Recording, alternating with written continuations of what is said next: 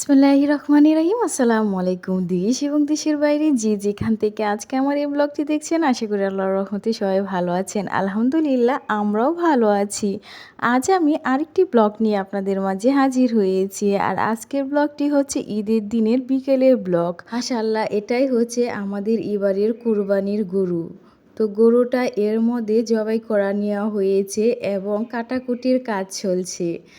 আর আমি জবাই করার অংশটা স্কিপ করে দিয়েছি, কারণ ভেবেছি বাচ্চারা এই ব্লগটি হয়তো বা দেখতে পারে, তার জন্যে।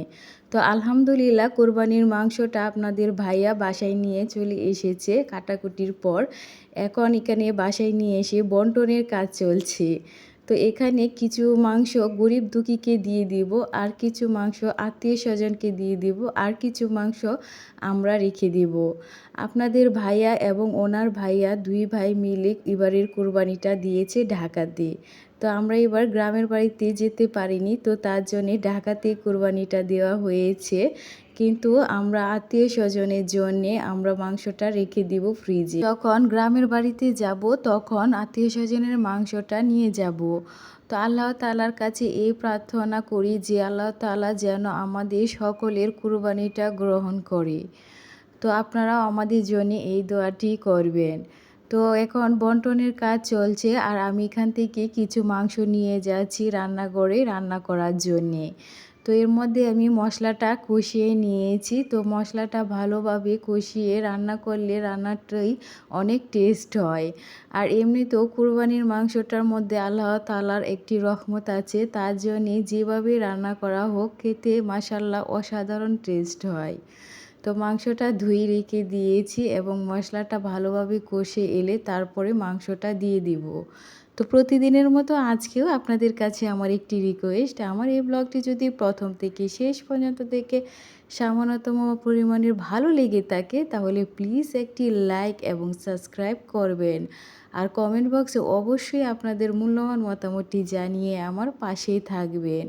তো এর মধ্যে মাংসটা মশলার সাথে মিশিয়ে দিয়েছি, দিয়ে এখন একটি ঢাকনা দিয়ে ঢেকে কিছুক্ষণ রান্না করে নেব।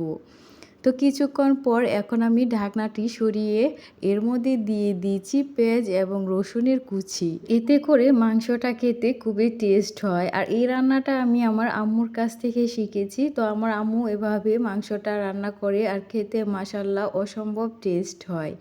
তো আমার আম্মুর হাতের রান্না সবাই খুবই পছন্দ করে আমাদের ফ্যামিলির। তো আমার কাছেও খুবই ভালো লাগে। তো তার জন্যে আম্মুর রান্নাটাকে আমি বেশি ফলো করি। তো আম্মুর রান্নার মতো করার চেষ্টা করি। মাংসটাকে অল্প আঁচে আমি বেশ কিছুক্ষণ কষিয়ে নিয়েছি। তারপরে দেখতেই পাচ্ছেন মাংস থেকে অনেকটা পরিমাণের পানি উঠে এসেছে। তো এই পানিটা দিয়ে আরও আমি বেশ কিছুক্ষণ মাংসটাকে কষিয়ে সিদ্ধ করে নিব।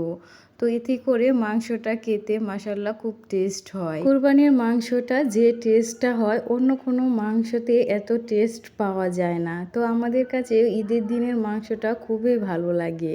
তো এরই মধ্যে দেখতেই পাচ্ছেন মাংসটা রান্না করা হয়ে গিয়েছে এবং উপর থেকে অনেকটা তেল বেশি উঠেছে। তো তেলের পরিমাণটা আমি কমিয়ে দিয়েছিলাম, কিন্তু মাংসের মধ্যে কিছু তেল থাকাতে তেলটাই ভেসে উঠেছে। তো মাংসটা রান্না করা খুবই টেস্ট হয়েছিল, আলহামদুলিল্লাহ খেতে খুবই ভালো লেগেছে। তো আজ ব্লগটি এখানেই শেষ করছি। সবাই ভালো থাকবেন, সুস্থ থাকবেন এবং আমাদের জন্যও দোয়া করবেন। আল্লাহ হাফেজ।